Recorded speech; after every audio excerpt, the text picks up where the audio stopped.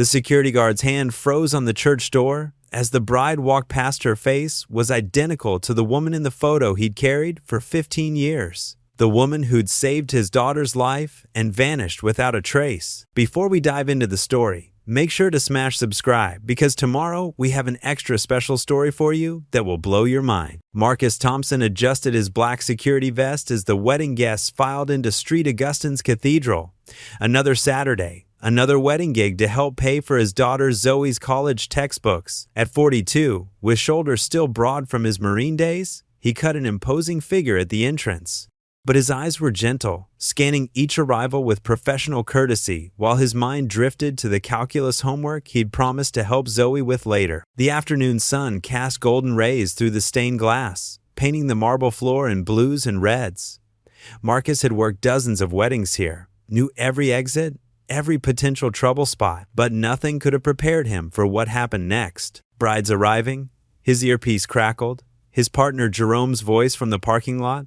"Looks like a fairy tale out here, man. Big money wedding." Marcus stepped aside as the wedding party swept through the entrance. Bridesmaids in lavender silk, groomsmen straightening bow ties, flower girls practicing their petal tosses.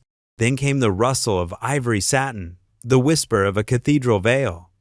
The bride glided past, her face momentarily visible through the delicate lace. The world tilted. Marcus gripped the doorframe, his pulse hammering. Those hazel eyes, that distinctive birthmark near her left temple, the way she tilted her head slightly when she concentrated.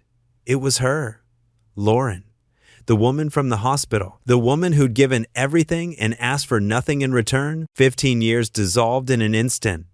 He was back in that sterile hospital room, 7-year-old Zoe hooked to machines, her body ravaged by kidney failure. The doctor spoke in hushed tones about wait lists, about time running out. He'd sat in that plastic chair for 3 days straight, watching his baby girl fade, praying for a miracle he didn't believe would come. Then she had appeared, Lauren Mills, according to the single business card she'd left behind. A stranger who'd overheard his desperate phone calls in the hospital corridor, who'd seen him collapse against the wall when the doctor delivered more bad news. She'd approached him with quiet determination, asked about Zoe's blood type, her condition. 3 days later, she was being wheeled into surgery, donating a kidney to save a child she'd never met. Marcus had tried to thank her, tried to repay her somehow, but she'd vanished the day after the surgery, leaving only that business card and a note. "Every child deserves a chance. Take care of her." He'd spent years looking for her, wanting to show her the healthy, thriving girl her sacrifice had saved. The private investigator found nothing. Lauren Mills had disappeared like smoke. Now here she stood, about to marry some investment banker in a $10,000 tuxedo. Marcus's hands trembled as he touched the worn photo in his wallet, the only picture he had of her, taken by a nurse during one of Zoe's follow-up appointments when Lauren had secretly visited. She'd been watching Zoe through the window, not knowing Marcus had seen her. "Marcus, you good?" Jerome's voice buzzed. "You look like you've seen a ghost, brother." He forced himself to respond. All clear at the main entrance, but nothing was clear. His mind raced. Should he say something? She'd clearly wanted to remain anonymous. But Zoe deserved to know who saved her life. She kept that business card framed on her dorm room desk, had written countless letters to the address that no longer existed. The ceremony began, and Marcus took his position at the back of the church. He watched Lauren, now apparently Catherine Morrison, according to the wedding program, glide down the aisle on her father's arm. She looked radiant but distant, her smile not quite reaching her eyes.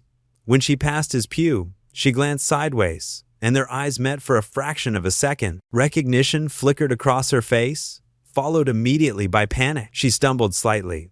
Her father steadied her, whispering something. She nodded, composed herself, continued walking. But Marcus had seen it, the flash of fear, the desperate plea in her glance. "Don't say anything, please." The ceremony proceeded with orchestrated perfection. The string quartet played, vows were exchanged, rings slipped onto fingers. Marcus stood statue still, his security training the only thing keeping him upright while his world spun off its axis.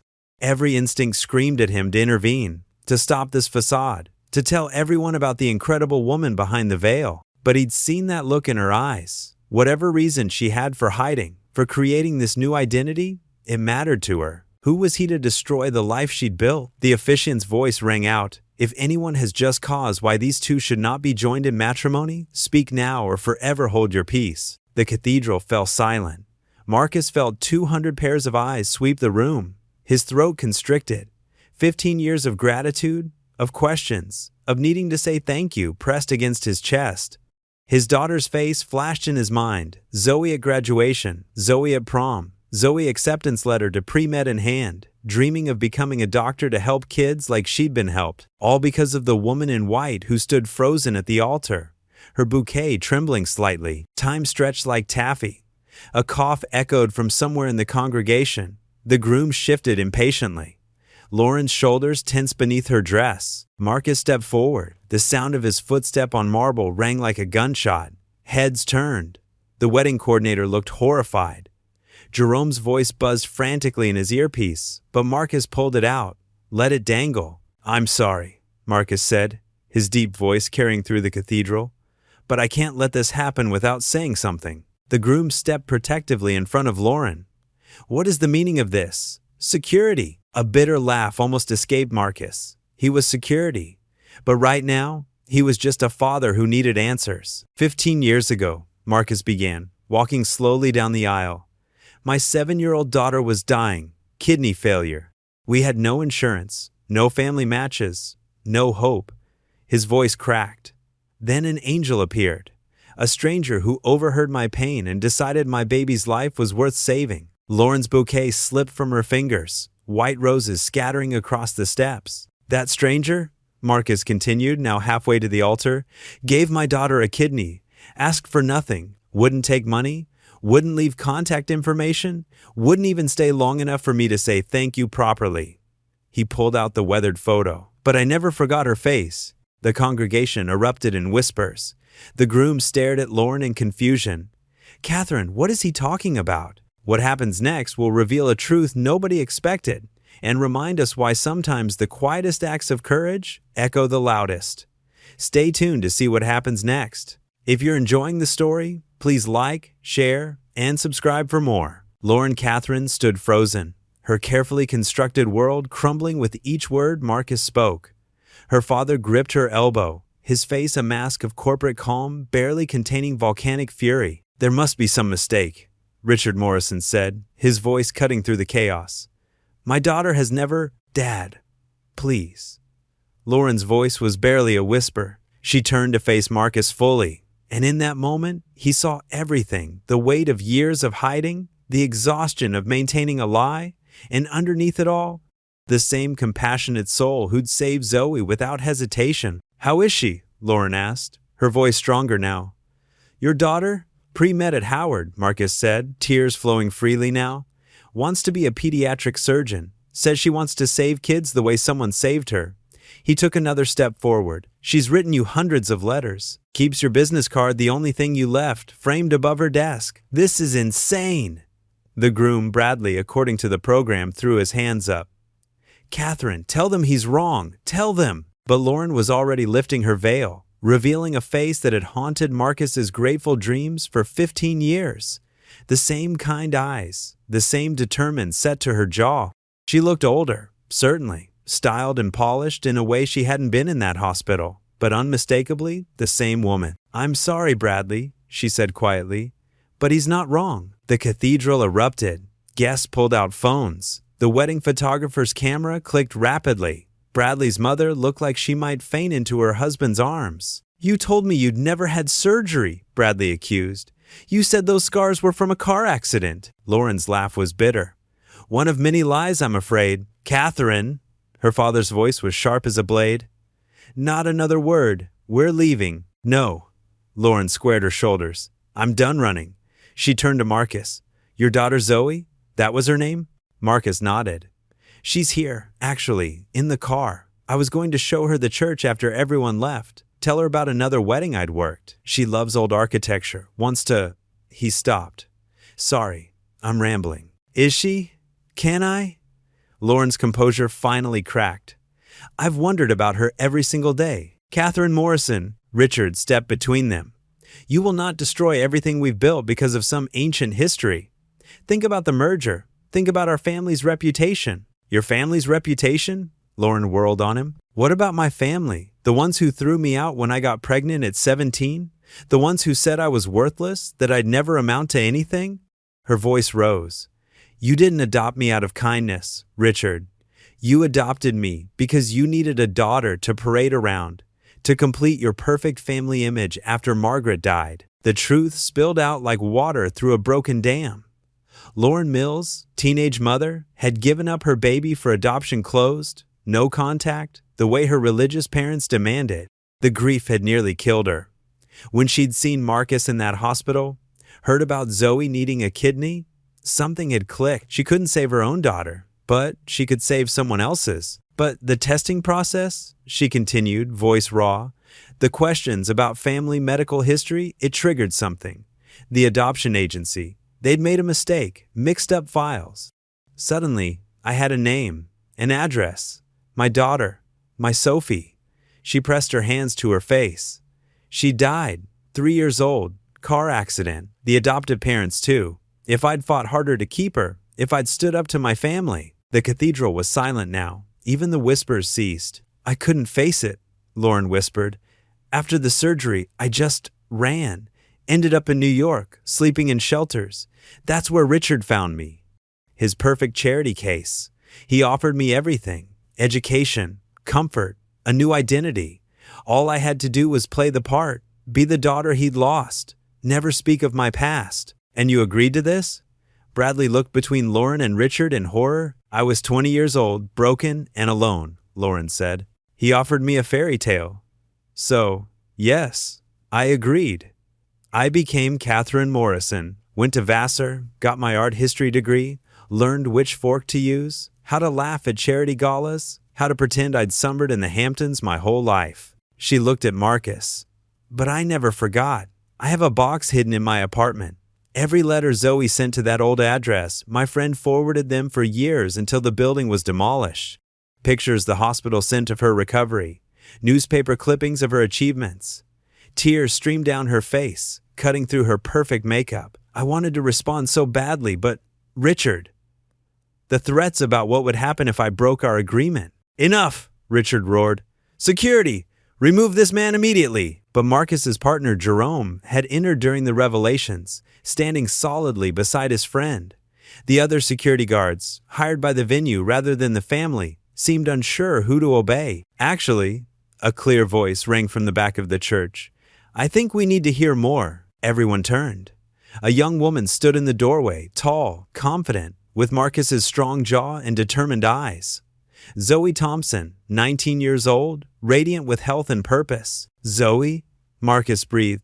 I told you to wait in the car. Come on, Dad, you really thought I'd miss this? She walked down the aisle with the same steady pace Marcus had used. I've been looking for Lauren Mills my whole life. You think I'd sit in a car when she's right here? Lauren made a sound somewhere between a sob and a laugh. You're so beautiful, so strong, thanks to you. Zoe stopped a few feet away, suddenly shy. I brought something. She pulled out a worn folder. Every letter I wrote you, in case you never got them. I talked about everything. School, friends, the first time I ran a mile without getting tired, the day I decided to become a doctor. Her voice broke. How I wished I could thank you. How I hoped you knew that your sacrifice meant everything. Lauren stepped down from the altar, Bradley calling after her, Richard threatening lawsuits, the wedding coordinator near hysterics. But Lauren only had eyes for Zoe. I got them, she whispered. Every single one. They kept me going on the hardest days. Why didn't you write back? Lauren glanced at Richard, whose face had turned an alarming shade of purple. I was a coward. I let fear control me. I'm so sorry. Zoe studied her for a long moment. Then, with the directness she'd inherited from Marcus, she asked, Are you happy? This life? This wedding? This person you're pretending to be? Does it make you happy? The question hung in the air like incense. Lauren looked around the cathedral, at the society guests who'd never really known her, at the groom who'd fallen in love with a fiction, at the adoptive father who'd purchased her like an accessory. Then she looked at Marcus and Zoe, at the honesty in their faces, the genuine emotion. No, she admitted. I haven't been happy in 15 years. Then stop. Zoe reached out, took Lauren's hands. They fit perfectly, like puzzle pieces clicking together. Stop running. Stop hiding. Be Lauren Mills again. Be the woman who saved me. The wedding dissolved into chaos. Bradley stormed off, his groomsmen trailing. Richard threatened legal action, disownment, public humiliation. Guests fled or stayed to gossip, depending on their tolerance for drama. The officiant quietly suggested everyone might benefit from some prayer and reflection, but in the center of it all, three people stood in a circle of calm: Marcus, Zoe, and Lauren father, daughter, and the stranger who'd bound them together with an act of selfless love. I have nowhere to go, Lauren said quietly. Richard owns my apartment, my car. Catherine Morrison exists because he made her exist. Without that, you have us, Marcus said firmly. If you want, we have a spare room. It's not fancy, but it's perfect, Lauren interrupted. If you'll have me, if it's not too weird. Zoe laughed, bright and clear. Weird? My kidney donor showing up at a wedding my dad's working security for, revealing she's been living a false identity for over a decade? That's not weird. That's just Tuesday in the Thompson house. They walked out together, leaving the wreckage of Catherine Morrison's wedding behind. Lauren paused at the door, looking back at the altar where she'd almost married a stranger to maintain a stranger's life. Then she turned forward, toward the two people who knew exactly who she was and wanted her anyway. The setting sun painted the sky in brilliant oranges and purples as they emerged from the cathedral. Lauren breathed deeply, feeling free for the first time since she'd run from that hospital. I should probably tell you, she said as they reached Marcus's old but meticulously maintained Honda. I never finished college. The art history degree was Catherine's. Lauren Mills only has a GED and a certificate in phlebotomy. Perfect, Zoe said. You can help me study for anatomy. I'm terrible at finding veins. Marcus opened the car door for her.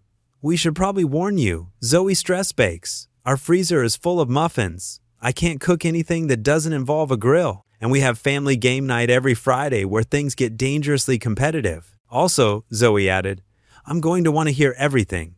About the surgery, the recovery, why you chose us. Everything. I'm pre-med. I need details. Lauren slid into the back seat, overwhelmed. Are you sure about this? You don't even know me. The real me. Marcus met her eyes in the rearview mirror. You gave my daughter life when you had nothing to gain and everything to lose. That tells me everything I need to know about the real you. As they drove away from the cathedral, Lauren's phone buzzed with messages. Richard's threats, Bradley's confusion, wedding guests' shock. She turned it off without reading them. Catherine Morrison's phone, Catherine Morrison's problems. So, Zoe turned around in her seat grinning. Lauren Mills, tell us about yourself. The real stuff. What do you like to do? What makes you laugh? What's your favorite food? And for the first time in 15 years, Lauren told the truth about growing up in rural Georgia, about loving to paint but being told it was impractical, about her secret dream of teaching art to kids, about the daughter she'd lost and how saving Zoe had saved her too, even if she'd been too scared to embrace it. The Thompson house was exactly what Lauren expected lived in, comfortable, full of photographs and memories. Zoe's achievements covered one wall.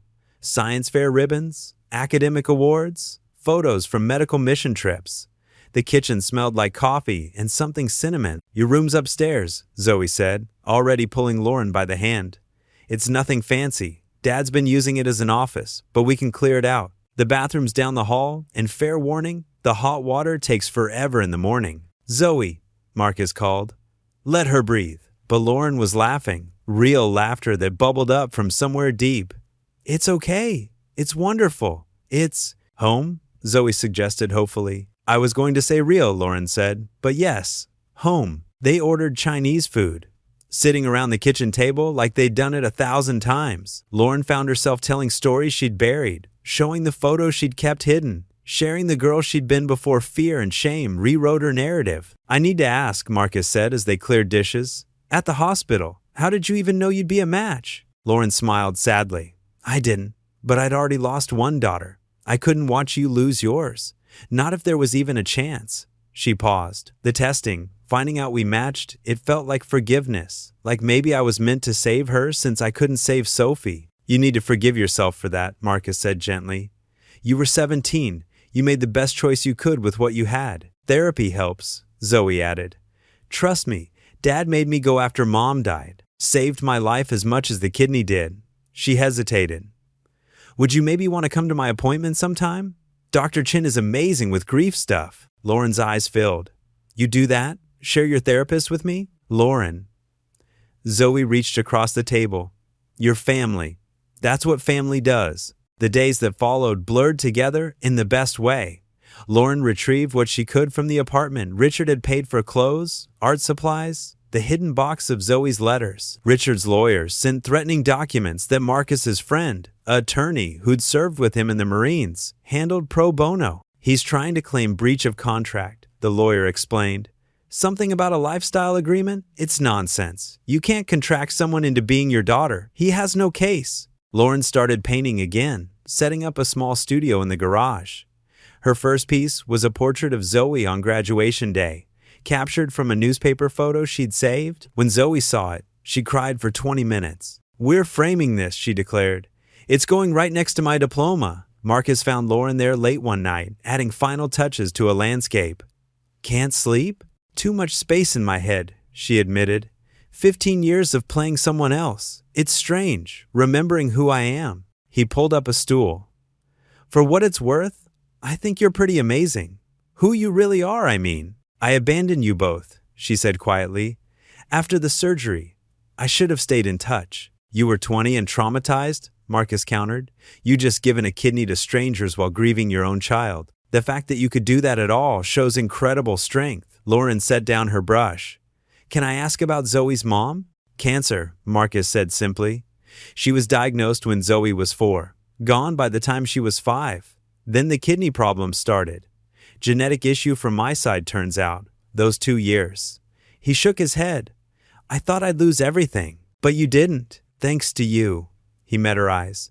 I mean it, Lauren. You didn't just save her life. You saved mine too. Gave me a reason to keep fighting. The moment stretched between them, charged with possibility. Then Zoe's voice floated down from upstairs. If you two are having a heart-to-heart without me, I'm going to be very offended. They laughed, spellbroken, but something shifting nonetheless. 3 months passed. Lauren got a job at a local community center teaching art to kids. It paid nothing compared to Catherine Morrison's allowance, but she'd never been happier. She moved through the days with purpose, her own purpose, chosen and cherished. The three of them fell into rhythms. Sunday dinners, Wednesday study sessions where Lauren quizzed Zoe on medical terminology, Friday game nights that got increasingly competitive. Lauren learned Marcus's coffee order, black, 1 sugar, despite his tough guy exterior, and that Zoe sang in the shower but only Disney song. We should do Thanksgiving, Zoe announced one evening. Like properly. Turkey, stuffing, the works. You realize none of us can cook a turkey, Marcus pointed out. YouTube exists, Dad. We're smart people. We can figure out poultry. But Lauren had gone quiet. I haven't had a real Thanksgiving since I was 16. The room stilled. Zoe reached for her hand. Then we're definitely doing it. New traditions for our new family. Our family. The words settled around Lauren like a warm blanket. The next morning brought unexpected visitors. Lauren was helping a group of 8-year-olds with watercolors when the center director knocked. Someone here to see you. Says it's urgent. Lauren's stomach dropped. Richard had been quiet lately. Too quiet. But when she reached the lobby, it wasn't her former adoptive father waiting. A woman stood there, older, graying, wearing a simple dress and clutching a worn handbag. Lauren's breath caught. Mama? Helen Mills looked older, certainly, tired in a way that spoke of years of regret, but unmistakably her mother. Lauren, baby, she whispered. I've been looking for you for so long. Lauren couldn't move, couldn't speak. The last time she'd seen her mother, Helen had been screaming about shame and sin while Lauren's father loaded her 1 suitcase into the car. How? Lauren finally managed. That man, Morrison, he sent letters over the years. Photos, showing how well you were doing, rubbing it in our faces, I think. Helen's voice cracked. Then 3 months ago, they stopped. His lawyer said you'd broken your agreement, said you'd gone back to being Lauren Mills. She stepped closer. I hired someone to find Lauren Mills. Not Catherine Morrison, my daughter. You threw me out. The words came out flat, emotionless. I know. Oh, baby, I know. And I've regretted it every day since. Your father, too, before he passed. Helen's tears flowed freely. We were wrong, so wrong, scared and stupid and cruel. I'm not asking for forgiveness. I needed to see you, to say I'm sorry, to tell you about Sophie. Lauren flinched. I know about Sophie. She died. No. Helen shook her head. No, baby, that's what they told you. What we let them tell you. She opened her purse, pulled out a photograph. Sophie's alive. She's 18. Starting college next year. Wants to be a teacher. The world tilted. Lauren grabbed the doorframe. The photo showed a young woman with Lauren's eyes, her smile, standing in cap and gown. The adoption wasn't closed, Helen continued. Not really. The family, the Wheelers, they sent updates, pictures. They wanted Sophie to know about you when she was ready. But she stopped, shame choking her words. We told them you died, said it would be better, cleaner. When they were in that accident, it was minor, just broken bones. The agency mixed up the reports, told you she died because that's what we told them about you. Lauren sank to the floor. The community center director rushed over, but she waved him off. She's alive? She knows about you now. Has for about a year. The Wheelers finally told her the truth. Helen knelt beside her daughter. She wants to meet you if you're willing. She's been writing letters, like you taught her somehow. Genetics, I guess. Lauren laughed, or maybe sobbed. It was hard to tell. Everyone writes letters in this family. What family? Helen asked carefully. And so Lauren told her about the hospital, the kidney donation, the wedding, the Thompsons, about finding home in the most unexpected place, about choosing to be herself again. Helen listened, crying quietly. You saved someone's child, even after She couldn't finish. I couldn't save Sophie, Lauren said. Or I thought I couldn't, so I saved Zoe instead. Can I? Helen hesitated. Would you let me meet them? The people who took you in when your own family failed you? Lauren studied her mother's face, saw the genuine remorse, the years of regret carved into every line. I'll ask them. Marcus and Zoe, they're protective, as they should be. Helen stood, helped Lauren up. I'll be at the Hampton Inn, room 312. If you decide, when you're ready. I'll be here. She turned to go, then looked back. You became everything we said you couldn't. Strong, successful, kind. You became yourself despite us. I'm so proud of who you are. Lauren watched her mother leave, then called Marcus.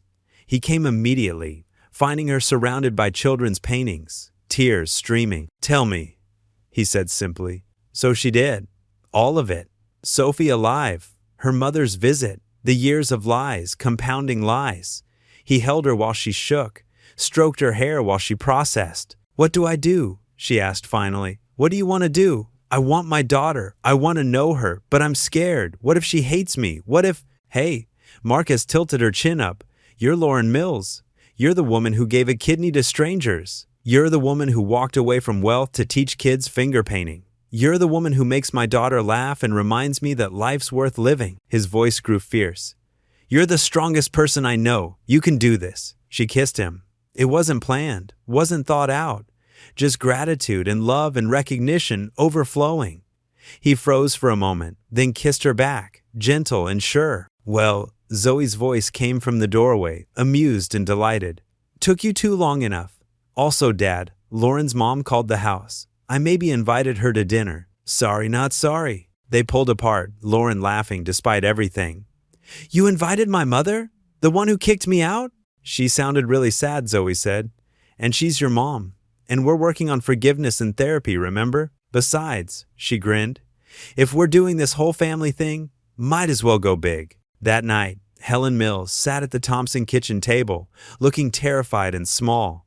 Lauren watched her mother take in the photos, the warmth, the easy chaos of their life. Mrs. Mills, Zoe said, serving what could generously be called lasagna. Lauren told us about Sophie. I think it's amazing she's going to be a teacher. Must run in the family. Helen blinked. You're very kind considering. Considering you hurt Lauren? Zoe said bluntly. Yeah, you did. But you're here now. That matters. She glanced at Marcus. My dad taught me that people can change, can grow. Right, Dad? Marcus nodded. Ma'am, I won't lie. When Lauren told us what happened, I was angry. But I've made mistakes too. What matters is what we do next. Speaking of next, Lauren said, voice steady, I want to write to Sophie. Would you help? Tell me what she likes, who she is. Helen's face crumpled. She plays violin, loves mystery novels, volunteers at the animal shelter every weekend. She looks just like you did at 18, but she's got your father's stubborn streak. She talked for an hour, painting a picture of the daughter Lauren had never known. By the end of dinner, plans were forming. Letters first, then maybe a meeting. Small steps toward healing wounds that had festered for 18 years. As Helen left, she hugged Lauren for the first time since that awful night. Thank you, she whispered, for becoming who you are despite us, for saving that little girl, for showing me grace I don't deserve. I learned from the best, Lauren said, glancing at Marcus and Zoe. The months that followed brought changes none of them could have predicted. Lauren and Sophie began corresponding, tentative letters growing into long emails, then video calls. The first meeting was tearful, awkward, perfect. Sophie had 1,000 questions. Lauren answered them all, honest about her choices, her regrets, her love that had never faded. I thought about you every day, Sophie said. Even before I knew you existed, I felt like something was missing. Someone. I'm here now, Lauren promised. If you want me. Sophie hugged her answer. Marcus and Lauren's relationship deepened from friendship to something more profound. He proposed in the garage studio, surrounded by her paintings of their unconventional family. I'm not asking you to be someone you're not, he said, ring in hand, simple, elegant, real.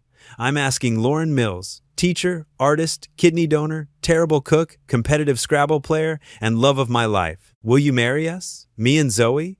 Make this official? We already asked Sophie. Zoe called from the doorway where she was definitely not eavesdropping. She said yes to being a bridesmaid, so no pressure, but the vote's kinda unanimous here. Lauren said yes, laughing and crying and kissing Marcus while Zoe cheered. The wedding, when it came, was nothing like Catherine Morrison's elaborate affair. They held it in the Thompsons' backyard, transformed with fairy lights and wildflowers.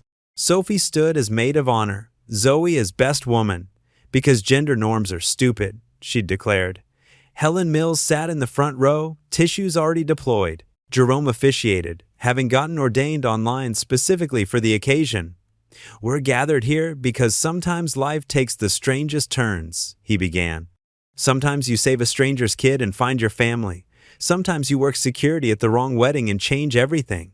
Sometimes second chances come disguised as complete chaos. Lauren wore a simple dress she'd bought herself with money she'd earned. No designer label, no borrowed identity. Just Lauren Mills marrying Marcus Thompson while their daughters looked on. I spent 15 years being someone else, Lauren said in her vows. Hiding from pain, from myself, from the possibility of joy. Then you found me, both of you. You saw through the lie to the truth I'd forgotten. You gave me space to remember who I was and become who I wanted to be. She looked at Zoe. You gave me purpose when I thought I had none. You let me into your lives when I'd done nothing to deserve it. She turned to Sophie, sitting close enough to touch.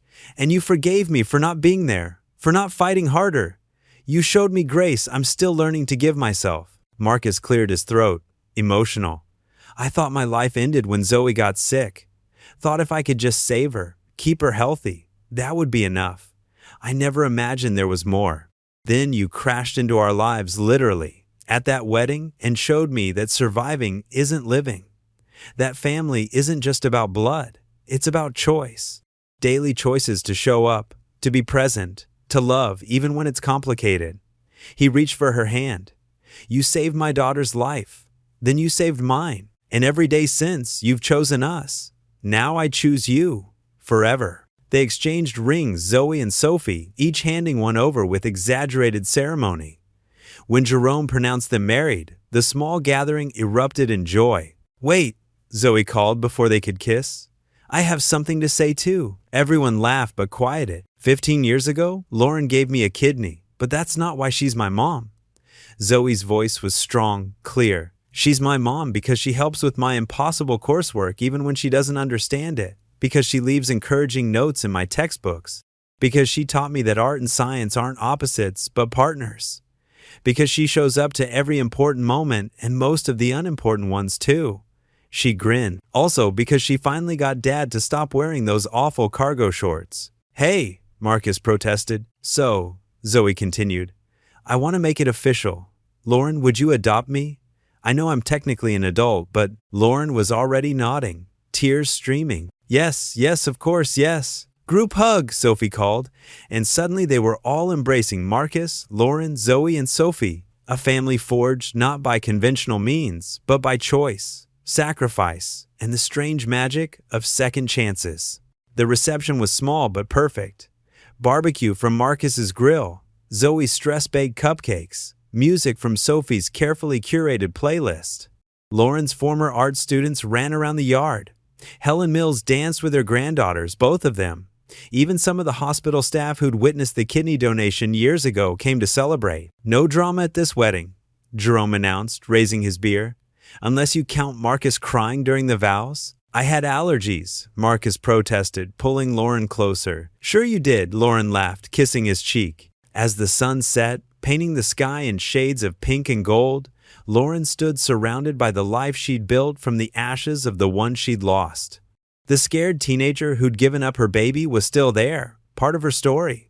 So was the young woman who'd saved a stranger's child and the frightened imposter in designer clothes. But they were integrated now, pieces of a whole person who'd finally learned that running from yourself only leads you in circles. Hey, Mom? Zoe appeared at her elbow. The title still made Lauren's heart skip. Sophie and I were talking. Next summer, after my MCAT and her freshman year road trip, all four of us? See the country? Make memories? That sounds perfect, Lauren said. Good, because I already started a Pinterest board. Dad says we're not taking his Honda, though. Something about reliability and not breaking down in the desert. Marcus joined them. I said we'd rent something, with air conditioning that works. Where's your sense of adventure? Sophie asked, appearing with cake. I used it all up proposing to your mother, Marcus said. In a garage, surrounded by paintings, while you two spied from the doorway. We were ensuring quality control, Zoe said primly. Someone had to make sure you did it right. They bickered and laughed as darkness fell. The fairy lights came on, casting everything in a soft glow. Music drifted from speakers as guests danced on the makeshift floor Jerome had helped build. No regrets? Marcus asked quietly, pulling Lauren into a slow dance. She thought about it, about Catherine Morrison's designer life, the cathedral wedding, the safety of being someone else's creation. Then she looked at her reality paint-stained fingers, thrift store wedding dress, a house full of laughter and chaos, and teenage girls who called her mom. Not one, she said firmly. This is who I was meant to be. Good, he spun her gently, because I really don't want to return the wedding gifts.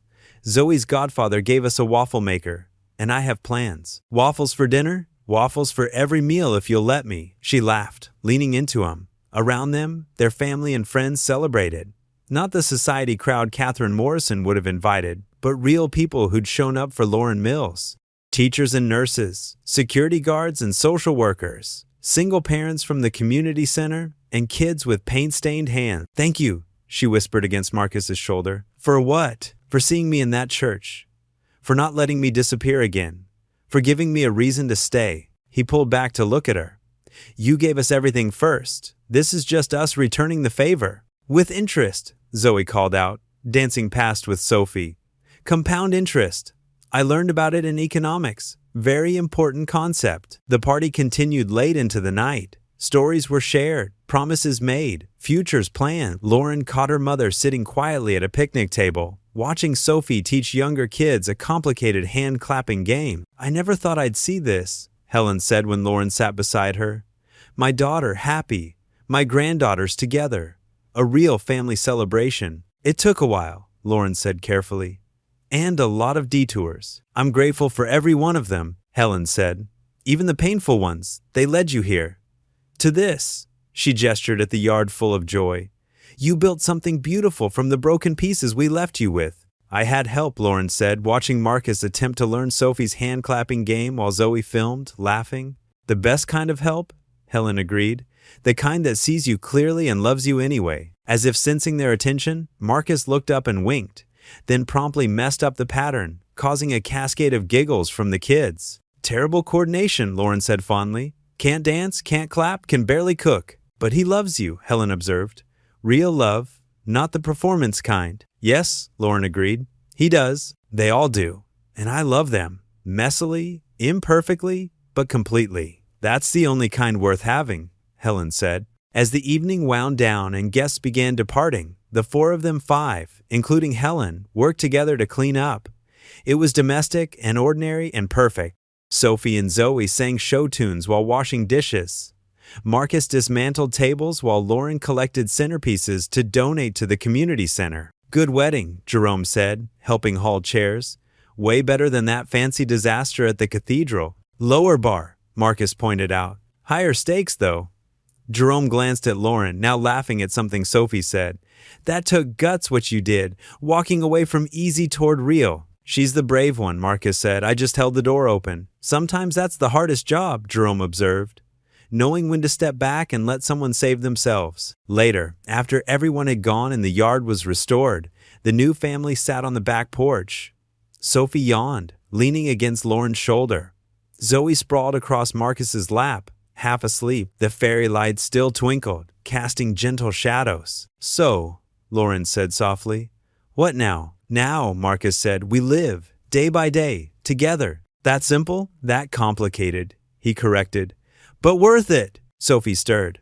Mom? Both my moms, I mean? Lauren and Helen both responded, then smiled at each other. I'm glad you found each other, Sophie continued sleepily. All of you. It's like everyone was holding a piece of the puzzle, you know? And now it's complete. Not complete, Zoe corrected, eyes still closed. Still growing. Still adding pieces. But yeah, whole. Lauren looked around at her assembled family, the husband who'd recognized her in disguise, the daughter she'd saved who'd saved her in return, the daughter she'd lost and found again, the mother who'd learned to see her truly. Not perfect, any of them. Scarred and healing and brave enough to keep trying. I love you all, she said simply. Every messy, complicated, beautiful bit. Even my inability to make proper coffee? Marcus asked. Even that. Even my stress baking at 3 a.m. from Zoe. Especially that. Even my violin practice at dawn, Sophie added. Lauren laughed. Okay, that we might need to discuss. They stayed on the porch as the night deepened, planning and dreaming. The road trip next summer. Zoe's MCAT preparation. Sophie's college orientation. Art classes and security shifts. And Sunday dinners. And all the ordinary moments that make a life. Oh, Zoe sat up suddenly. I forgot. Lauren, check your email tomorrow. The hospital board wants to meet with you. Why? Zoe grinned. They're starting a new program, pairing organ recipients with donors who want to connect. Counseling, support groups, the whole thing. They want you to run it. I'm not qualified. You literally lived it, Sophie interrupted. Both sides. Who's more qualified than you? Lauren looked at Marcus, who nodded encouragingly. You'd be perfect. Think of all the people hiding behind fear like you were. You could help them find their way back. Plus, Zoe added, decent salary, benefits, and you'd still have time for your art classes. When did you orchestrate all this? Lauren asked. About 5 minutes after the wedding started, Zoe admitted. What? I'm efficient. Pre-med students have to be. Our daughter the meddler, Marcus said fondly. Our daughters, the dreamers, Lauren corrected, including Sophie in her glance. Both of them. The job, when she learned more about it, was perfect. Part counseling, part administration, part advocacy. She'd help donor families and recipients navigate the complex emotions of organ donation, facilitate meetings for those who wanted them, provide support for those struggling with survivor's guilt or grief. You'll save lives, the board president said. Not physically this time, but emotionally, spiritually even. Lauren accepted, knowing it was another piece of her puzzle clicking into place. A year later, she sat in her small office at the hospital, reviewing files for the week's support group. The walls were covered with photos not just of her family, but of the connections she'd helped facilitate. Donors meeting recipients, families finding closure, lives intertwining in ways that defied probability. A knock interrupted her thoughts. A young woman stood in the doorway, nervous and uncertain. Miss Thompson? I'm Sarah Chen. I donated a kidney to a stranger 5 years ago, and I heard you might understand. I've been hiding ever since. Changed my name, moved cities, but I can't stop wondering if they're okay. Lauren finished gently. If it mattered? If you made the right choice? Sarah nodded. tears starting. "Sit," Lauren said, pulling out a chair. "Let me tell you a story about a security guard, a wedding, and how the best gifts we give often come back to us in ways we never expect." She talked for an hour, sharing her journey, listening to Sarah's.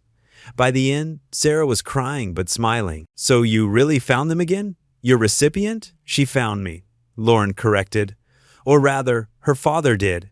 At the worst possible moment that turned out to be the best possible moment. And now? Now she's my daughter. Officially, legally, eternally. She's in her second year of medical school, determined to be the kind of doctor who sees the whole person, not just the disease."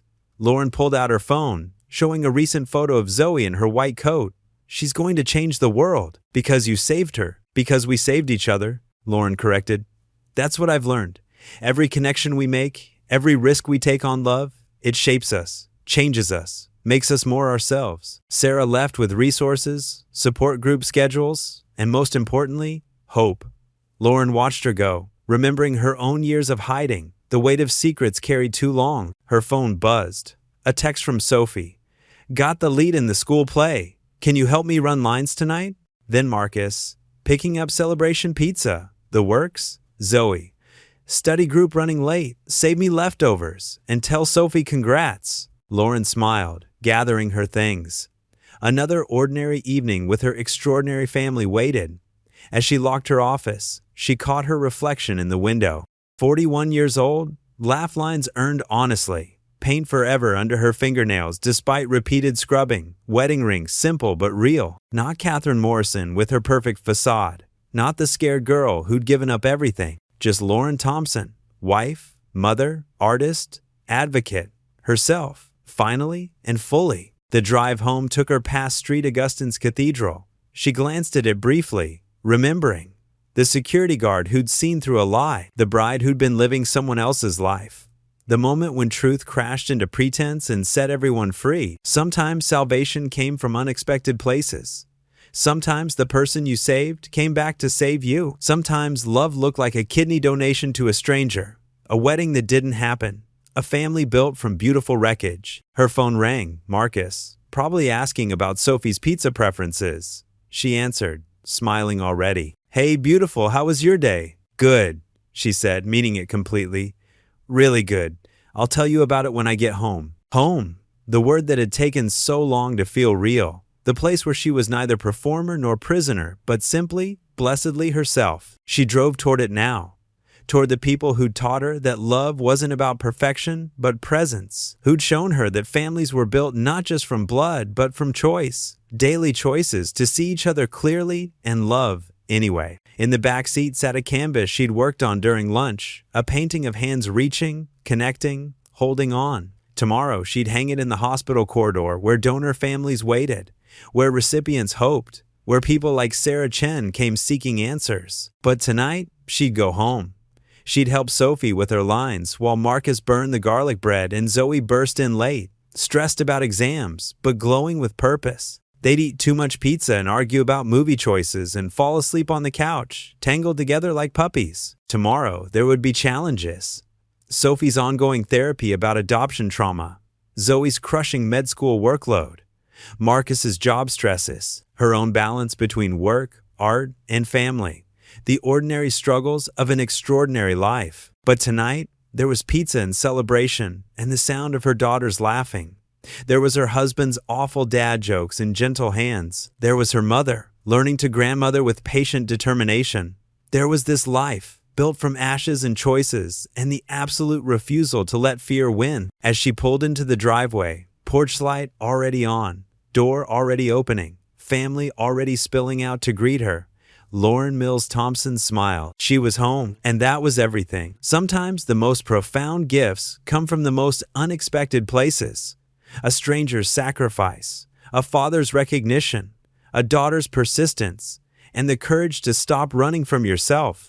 If this story touched your heart, reminded you that families are made not just from blood, but from choice, then hit subscribe and share it with someone who needs to remember that it's never too late to come home. Until next time, keep believing in second chances and the power of truth to set us free.